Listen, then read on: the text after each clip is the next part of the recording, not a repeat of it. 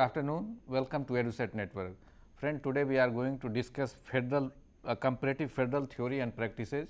And for discussion on this great topic, we have in a studio Dr. M.P. Singh. He is a senior academician, political thinker, and he has long experience of teaching. In the last 40 years of teaching, he has held several important positions, including head of the political science department, Delhi University, and he has written a number of books on different political issues, and the work on federalism has been widely appreciated the world over. So I think his knowledge and experience will help us to understand this topic and give insights on his behalf. I welcome him for EduSet lecture on this topic. Welcome, sir. Thank you, Amrendraji. I am honored to be invited to speak on this topic. We will first begin with understanding what federalism is all about. Now, federal principle of government is a method of dividing powers so that the general and regional governments are each within a sphere, coordinate and independent. So, division of powers between two orders of government is a feature of federalism, and each order of government must have at least some area of autonomy or independent action. This is the theory given by a major comparative federal theorist, K.C. Weir. He was born in Australia, a federal country, but worked in the United Kingdom, a unitary country, but he sustained his interest in federalism and produced a classic comparative theoretical discussion on federalism in a book called Federal Government, published in 1946. Another major federal theorist, an American federalist, Daniel Elajar, defines federalism as a mechanism of government which provides for both shared rule and self-rule. Shared rule at the center and self-rule in the states. Arend Leipert is a Dutch political scientist, and he has specified 4 defining criteria of a federation. Number 1, there must be a constitution regulating division of powers among territorial units. A constitutional contract dividing powers between the two orders of government is the first feature. Secondly, the constitution regulating division of powers among, I have already mentioned it. Second feature is a bicameral parliament with a national chamber representing the population as a whole proportionately, and a federal second chamber representing the state governments equally. Not all federal systems or not all federal constitutions give equal representation to the states, including India, but to be a more robustly federal system, equal representation to the states is considered a defining characteristic.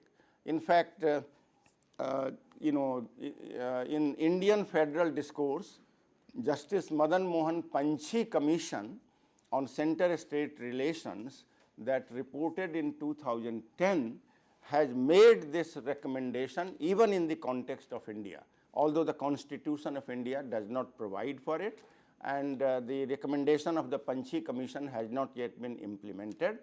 But the argument of the Panchi Commission is that a big state like UP, Bihar, Maharashtra, Andhra Pradesh, Tamil Nadu are highly represented in larger numbers in the Rajya Sabha, whereas a small state from the northeast like Nagaland, Mizoram, Tripura and others have just 1 seat. In the Lok Sabha, they are also their representation is fewer, and even in the Rajya Sabha their representation is minimal, and therefore in order to make India a more truly federal system, representation in the Rajya Sabha should be equal to all the states. That is the recommendation of the Panchi Commission, which has not yet been implemented though. A third feature of federalism is participation of federating units in amending the constitution. Constitution is the basic contract on which federalism is founded, and if it could be unilaterally amended by central government and state governments have no say in it, it robs the federal character of the constitution. In case of India, the federally relevant parts of the constitution cannot be amended without the consent of state legislatures. But one major problem with Indian federalism is that states can be reorganized, new states can be created, and the constitution requires the Parliament of India only to consult the state legislature, and whatever the opinion of the state legislature, the center can or the Parliament can proceed to create a new state. This problem has faced a serious challenge in case of creation of Telangana. Or in earlier cases, the problem was not so acute, but this time it has become a major problem, and the makers of the constitution had provided for unilateral power of Parliament to create new states, because their feeling was that the Constituent Assembly didn't have time to address this problem, and the boundaries of states in India are products of historical conquest, colonial considerations, and cultural factors are not duly taken into account, and therefore they thought that no state would agree to its own division, and let us therefore give the Parliament the overriding power.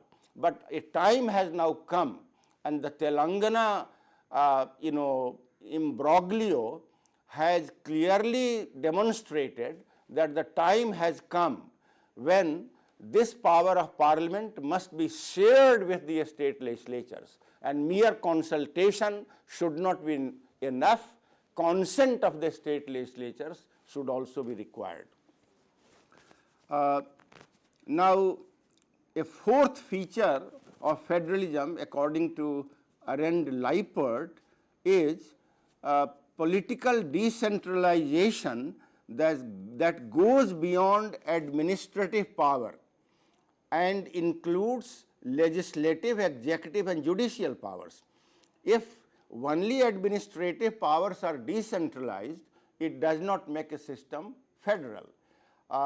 Mauryan state, Mughal state, British colonial state, they were all multi-level governments, but they were not all federal, because the decentralization was purely administrative and it did not extend to legislative powers, executive powers, and judicial powers. So these are a few major attempts to conceptualize the federal idea, and I thought that we should make it clear right at the beginning what we do, what do we mean by federalism. Now, having discussed what is federalism, let us now briefly discuss why federalism, why a federal government is created, why a federal constitution is created. Now, the first consideration in creating a federal system is the need or requirement to accommodate cultural and regional diversities. If a country is culturally and regionally diverse, it cannot be efficiently governed from one center. If there are no cultural and regional diversities, a unitary constitution like that of the United Kingdom is good enough. But if diversities, regional and cultural, have to be accommodated, a federal constitution would be desirable. Another factor that has prompted the creation of federal constitutions is the problem of defense of the country from external threat. A small state can be easily attacked, and civil order can be disturbed by external forces, external aggression, and therefore, if a number of states unite into a federation, they can create a stronger state and defend themselves effectively against any external threat. In fact, an American political theorist of federalism, William Riker, has gone to the extent of arguing that military threat has been an important decisive factor in creating a federation, a federal state. Now, a third reason why federal constitutions are created is the need for economic development through a common national federal market economy. Economy of one state may not be enough to create a great deal of prosperity, economic development, but if a number of states unite and create a common market, create a common national or federal market, the economy can be stronger, the country can prosper by way of internal as well as external trade. Then another factor that has contributed to federalization of a state is is the post-conflict conditions in some states. If some country has gone through a civil war, if some country has gone through internal conflicts of great magnitude, like for example Iraq, Sri Lanka or Nepal, in a post-conflict situation, in a post-conflict society, federalism can be a way of accommodating diverse viewpoints, contending groups and communities who feel represented in a federal state. If there is a unitary centralized state, in a conflict situation, the weaker units or the weaker parties to the civil war would feel that they would be ridden roughshod and they would be coerced, and therefore a federal solution to the problem has been quite common in more recent times in post-conflict situation. Nepal in fact decided to go federal after the decade-long civil war in the country. Now, another factor that has contributed to federalization of a state or creating a federal state is the increasing fluidity of relations between state authority and global centers, global economic centers.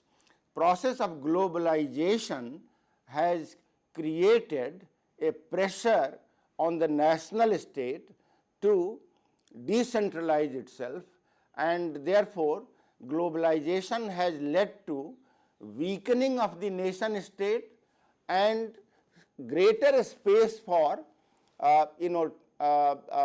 regional or local political systems.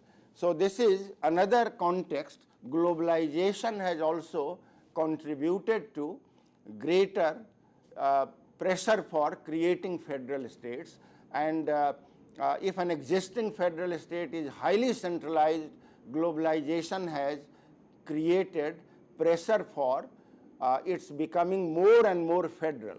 India has witnessed that situation. After 1991 a policy of economic liberalization, privatization and globalization, state governments have acquired greater need to create their own resources, invite private capital, national and global, and therefore process of federalization has also gathered momentum under pressures of globalization. Now, let's now move to discuss historical evolution of the federal idea, how federalism has historically developed or historically evolved. Federal idea is not entirely new. There are ancient antecedents or ancient examples of federal formations. Tribal federation or confederation, tribal federations or confederations have existed in various countries, including India. For example, Vaishali was a federation or confederation of 8 different tribal communities. Mall Republic, located somewhere in Gorakhpur in ancient times, was a confederation or federation of 100 tribal kings. So there are ancient examples, tribal federations or confederations. Biblical sources, the Bible also gives examples of such federations of communities, and the Buddhist texts in India use the word Gana Sangha, and Gana Sangha, according to the historian Romila Thapar, is translated as some kind of federal unity among different, federal unification of different political systems or different states. Now, in modern times, these are ancient examples. Then medieval, there are some medieval examples, not exactly of federalism, but some political formations which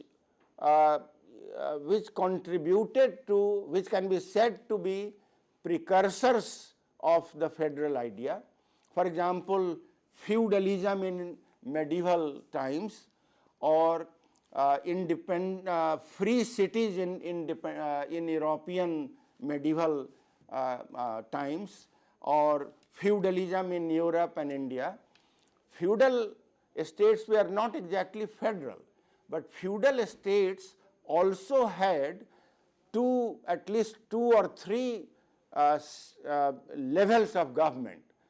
The imperial center in New Delhi, the subas or the provincial governments in regions, and local political communities, at the grassroots.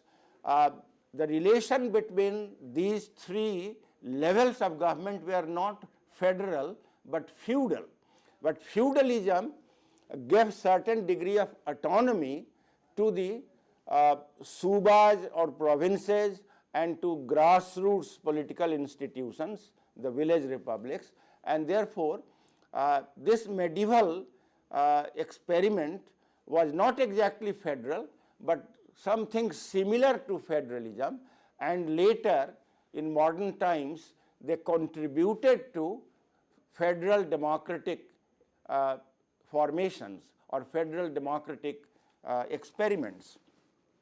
But federalism is mostly a modern concept, a modern liberal democratic concept, and in modern times federal state emerged as a new form of a state different from the first territorial states that had emerged in Europe at the end of the at the end of the 30-year war, and with the decline of the Holy Roman Empire, a new kind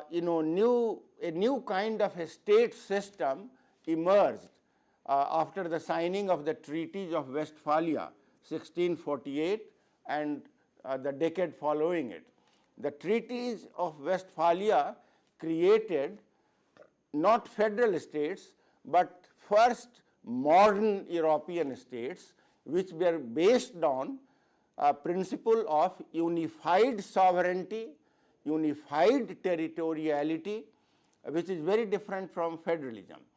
But the Westphalian state later experienced new kinds of changes, and this first new kind of change in the Westphalian state was witnessed in the America.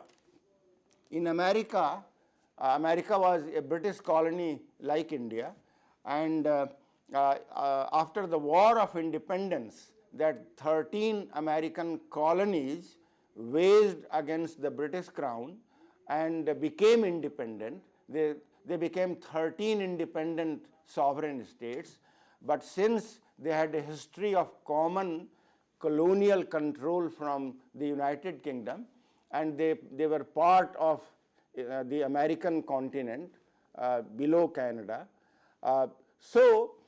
They decided to experiment with some kind of unification, and the Continental Congress representing these 13 independent states wrote a constitution which is called Articles of Confederation. Articles of Confederation was drafted in 1781, but this was a confederal constitution, not a federal one. The central government was very weak. Independent sovereign states, when they formed a confederation, they retained most of powers to the states and gave very limited powers to the federal government, and the federal government was so weak that it could not continue, and after about 9 years, the makers of the Articles of Confederation assembled in a new conference, the Philadelphia Convention 1787, and they drafted a federal constitution in place of a confederal constitution. In the federal constitution, the federal constitution, the federal government, the center, was given greater powers, it was made more workable, and therefore 1787 American Constitution is the first federal constitution of modern times. And the Americans take pride in boasting that they created the first federal government in the world, modern world, and they created the first motor car. So that was the first major development in federal formation. Then let's discuss the origin and development of federal theory and practice in modern times after the American experiment. After the American experiment, in fact, earlier than American experiment, these were federal ideas rather than real federal states. The federal concept or federal idea in Europe in the 16th and 17th centuries emerged first. They were not translated into a concrete federal state, but federal ideas were articulated, and these ideas were articulated in reaction to the theory of state sovereignty formulated by Jean Baudin in the 16th century France and Thomas Hobbes in the early 17th century England, who formulated theories of absolute state, all powers to the state, because they were reacting to conditions of anarchy and civil war, and therefore they formulated a theory that all powers should be given to a strong sovereign state. Now, the federal theorists in Europe reacted to this kind of theory of absolutist state, absolutist sovereign state. And those who reacted to this idea, they suggested some kind of liberalization or some kind of limitations on the powers of the sovereign absolutist state. And the theorists who formulated these federal ideas are namely Johannes Althusius and Samuel Pufendorf in Germany, who pioneered in the formulation of alternative theories of shared sovereignty or confederal sovereignty, which were applicable to the declining Germanic Holy Roman Empire and the ongoing experiments in Switzerland and Holland in Europe. But they were federal ideas rather than concrete federal states. Growth of modern federal theory in the era of Enlightenment is another major landmark, another major development. This was, this happened, this kind of theorization first appeared in the works of Montesquieu and Rousseau in France and Immanuel Kant in Germany in the 18th century. They argued that federal states offered an escape from the era that was dominated by incessant or continuous wars among absolute monarchies of Europe of the time. They were with absolute power, absolute sovereignty. They kept fighting among themselves, and therefore these theorists, Rousseau, Montesquieu, and Immanuel Kant, they formulated concepts and ideas of some kind of federalization of the sovereign state, absolutist state that had amassed huge amount of power in their hands. Now, in terms of concrete state formation, we come to the next stage. And in terms of concrete state formation, another important development took place in North America. We have already seen how the American states below the 44th parallel between Canada and America, they had already experimented with federal constitution and federal constitution. Another major development took place in Canada in British North America, upper parts of the North American continent. And in Canada, the first parliamentary federal constitution was created. America was the first presidential federal constitution in 1787, and Canadians in 1867 drafted the first parliamentary federal constitution.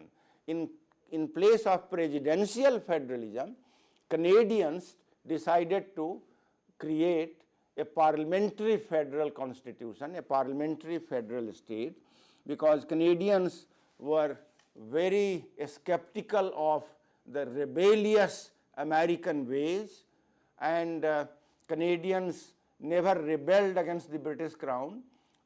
Their transition to independent nationhood was completely through legal constitutional means. There was no war of independence, and the Canadians thought that a parliamentary federal system would be better for Canada in order to accommodate regional and cultural diversities.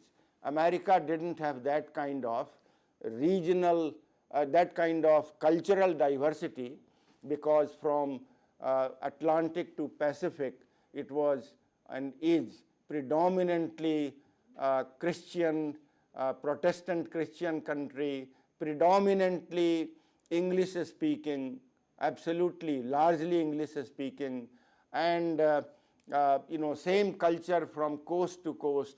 Canadians had some cultural diversity. The British Canadians, the French Canadians, the Aboriginals, and therefore they decided to depart from presidential federal model in America and created the first parliamentary federal constitution.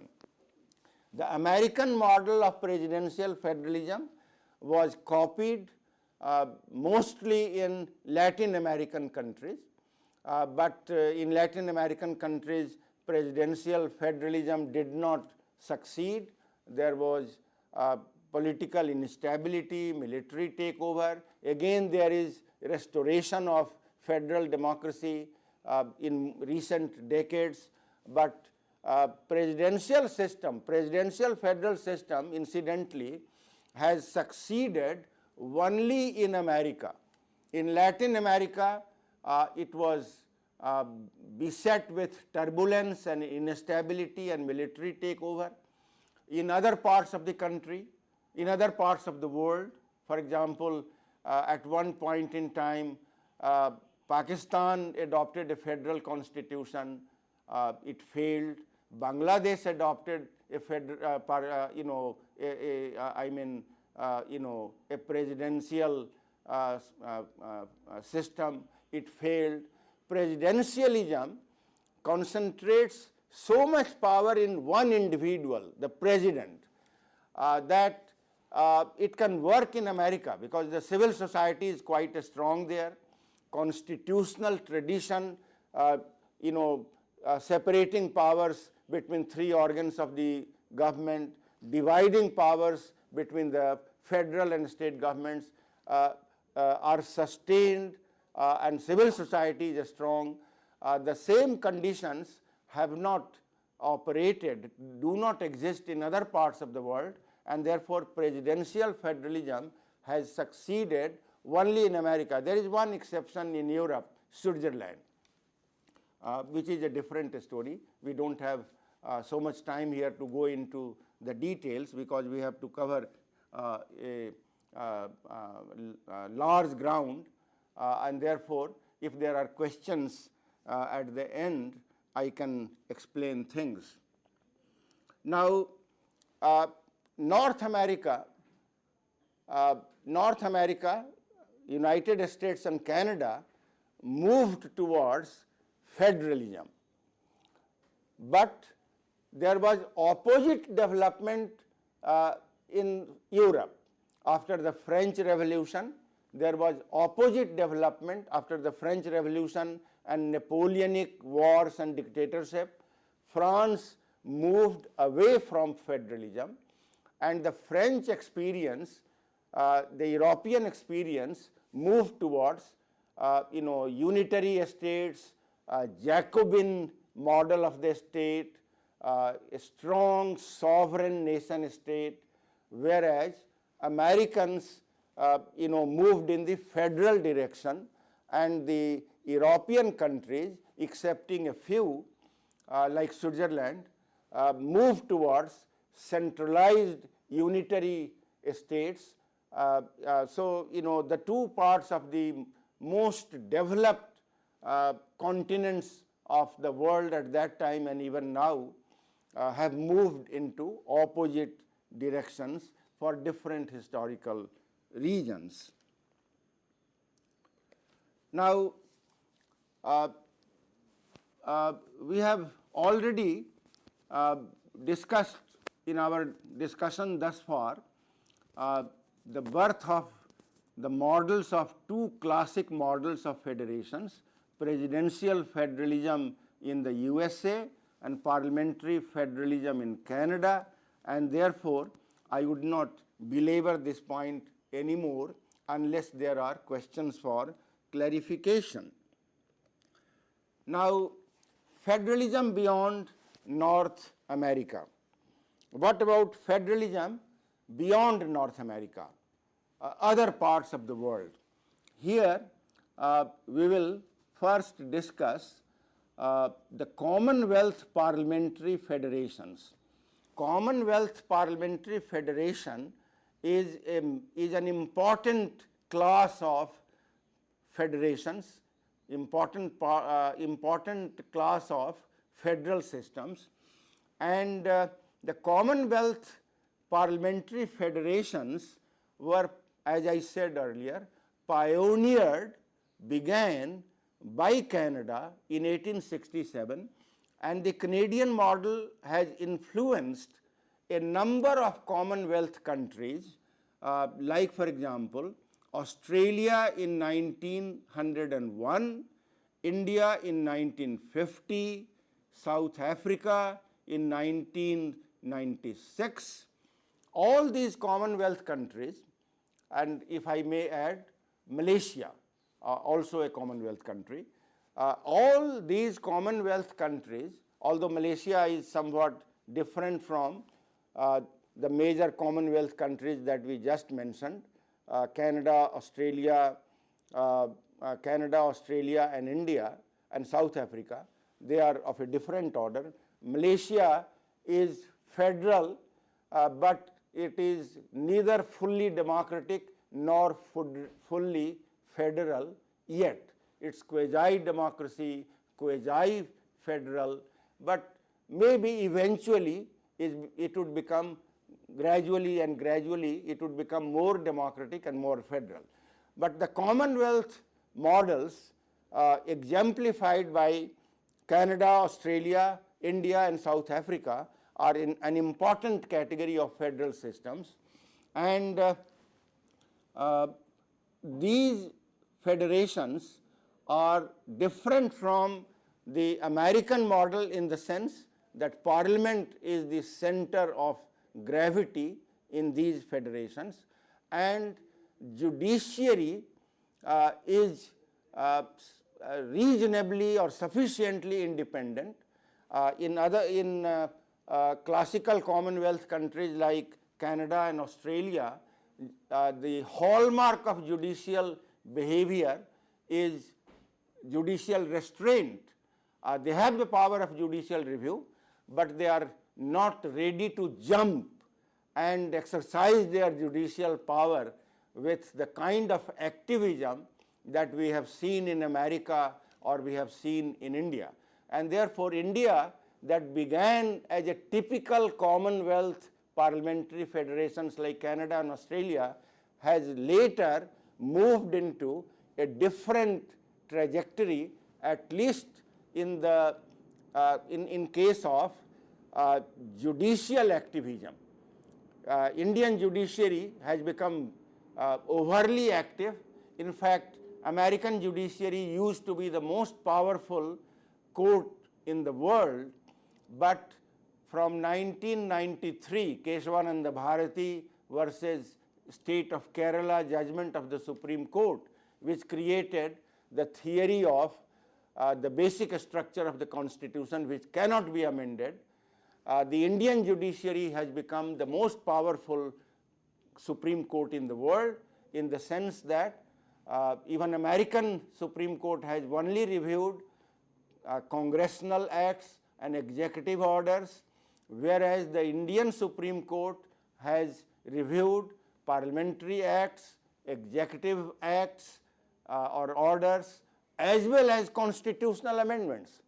The power of reviewing constitutional amendments was not given to the Supreme Court of India by the Constituent Assembly or by the text of the Constitution, but this power was invented by the Supreme Court in Keswananda Bharati judgment 1993, and it has more or less become established now. What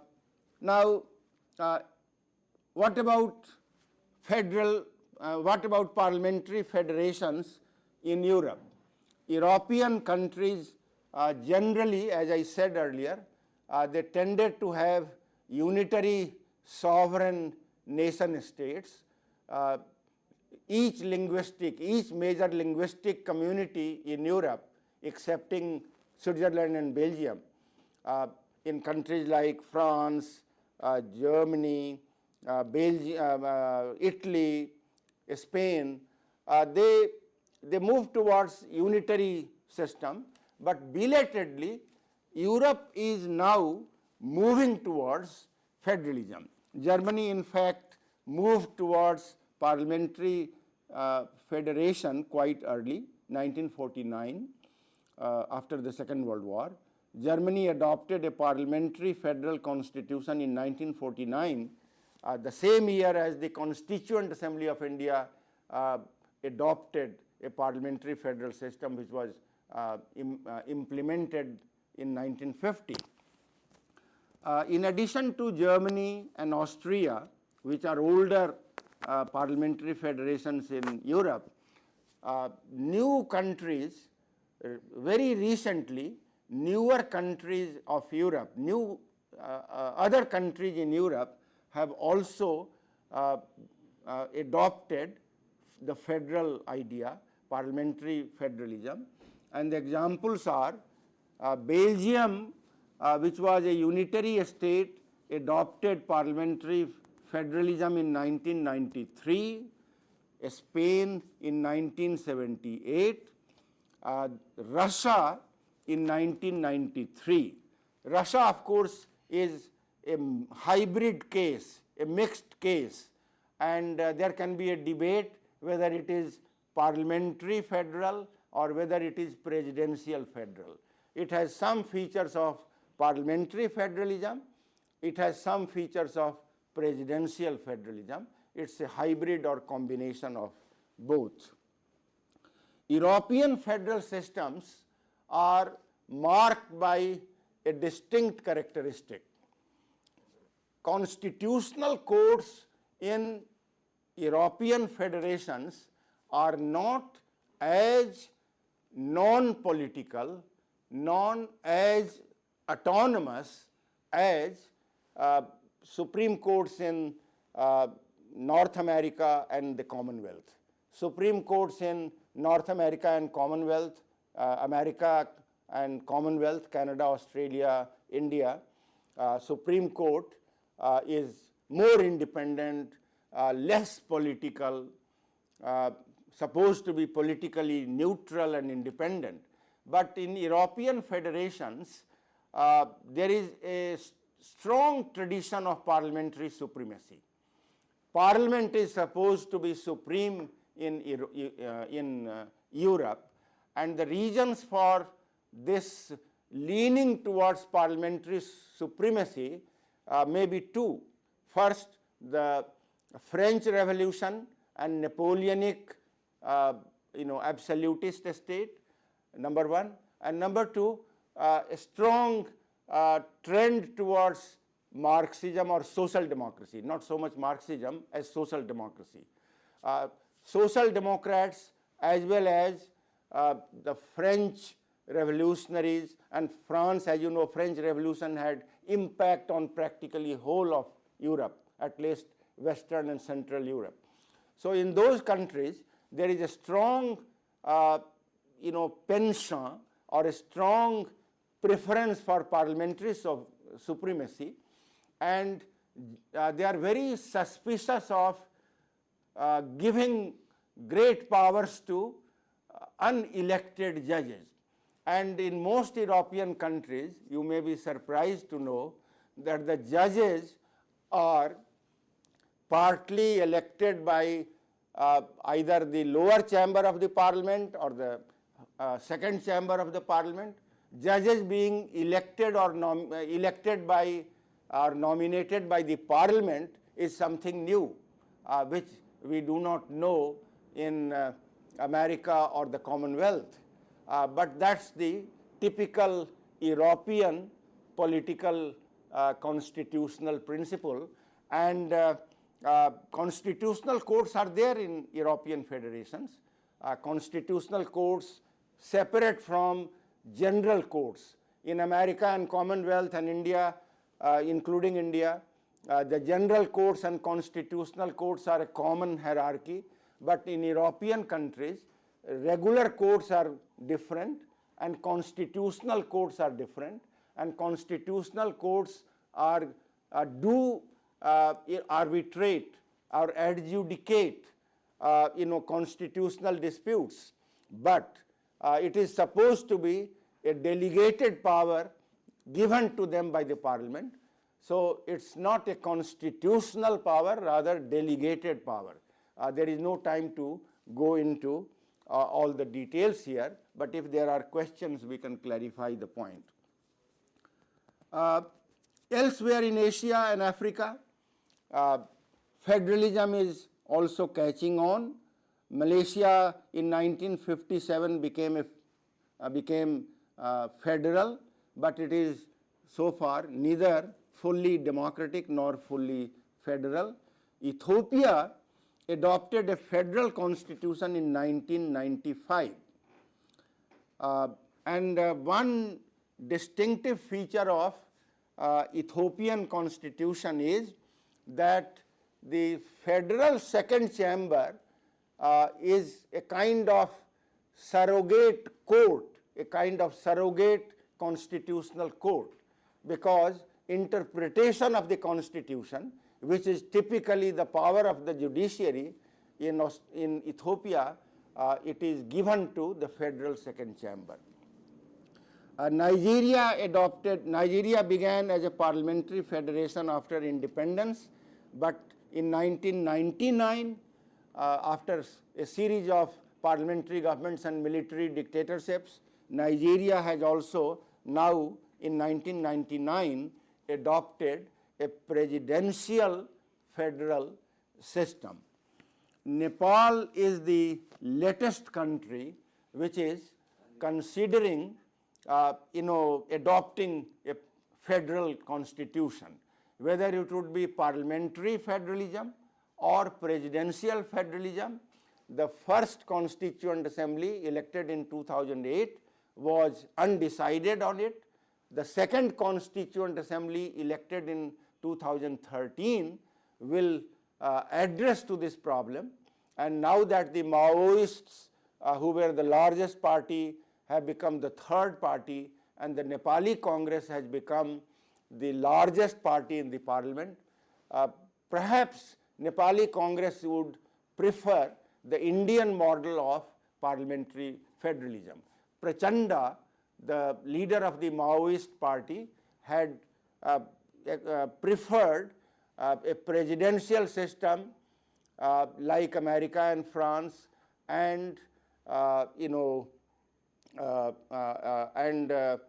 delegated judicial power like in Europe. But the Nepali Congress would probably prefer the Commonwealth parliamentary model. India is part of that as well. Looking ahead, now prospects of federal governance in the world today are great. If you read the new constitutions, if you knew about the making of new constitutions in the various parts of the world, you find that two principles of government are strongly preferred: federalism and judicial review. These are the two institutional devices catching on in most new federations that are being created.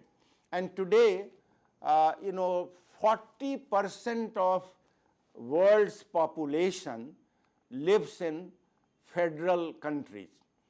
40% of world's population lives under some federal political arrangement. 25 countries of the world became federal until recently. One of the new federations, Yugoslavia, failed, broke down, and after the breakup of Yugoslavia, there are 24 countries in the world today that are federal.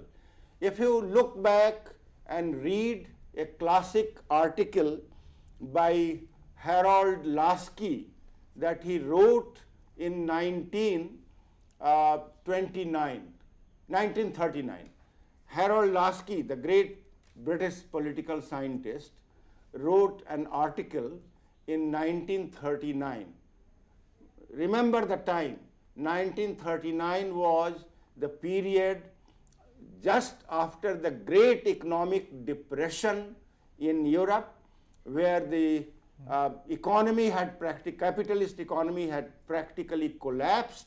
There was a great deal of economic misery, unemployment, insecurity. So that was the time of collapse of capitalism. That was also the time when the Second World War had started. So Lasky was writing in a very gloomy period, and times of economic crisis, times of world war are the times when federal division of powers are generally folded up. There is an urge or drive towards centralization of powers at the center, and it was in this context that Lasky had written that 1939 article. If you read the article, you find that Lasky had virtually written the epitaph on federalism. His conclusion was that federalism has come to a dead end. Federalism has no prospects in the world. American federalism, the first federal system, had practically become so highly centralized that it cannot be called federal, and the same fate awaited federal constitutions or federal states in other parts of the world. Compare that pessimistic conclusion with what we just mentioned, what is happening today. Today, federalism is the wave of the future. Today, federalism and judicial review are becoming most popular constitutional devices in the world. And as smaller states are federating into larger states, all the major powers of the world today are larger states, and most of them are also federal states. So the federal state today is passing through its most promising time, and it has a great future. I might conclude on that note.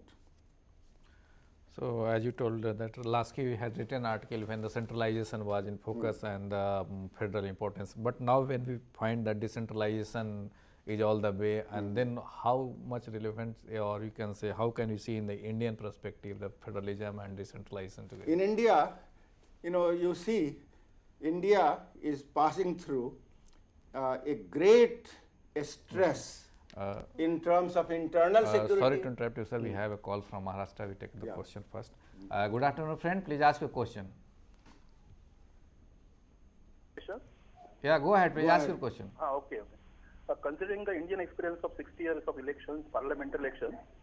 Hello. Yeah. Hello. Go on. Elections, parliamentary elections. Yeah. Every time the democracy is defeated, and what reforms would you suggest to fulfill the real intention of our democracy? Okay. I think the first reform to my mind to rescue democracy and federalism in the country is the party system reform. Party system, a weak party system, is the Achilles heel, the weakest point of Indian democracy. Excepting the communist parties and the BJP, all other parties, national or regional, have come under dynastic control, family control, personal control, caste and community control, and there is no internal democracy in political parties, and there is no transparency and in finances of political parties. Corruption and criminalization have practically corroded the party system of the country, and if the present state continues, I am afraid democracy and federalism in India are doomed. We cannot go on like this. It's a miracle that we are still surviving as a democracy and federalism. But that is the most urgent reform that should be on the agenda of any government today. But mind you, no political party, no established political party, either in government or in the opposition, is interested in doing that. Only a fledgling new party, Aam Aadmi Party, which has its own problems, but at least it has a vision for democracy, vision for direct democracy, vision for federal sharing of power. It has some problems like lack of competent leaders, particularly for the whole country, even for Delhi. There are legislators and ministers who have shown their incompetence or inexperience, but it doesn't have a very sound economic philosophy. It has all schemes of welfare, but no scheme of how the economy can be first put on the rails, economic development can be ensured. Only if we have a sound economy, we can have a sound welfare.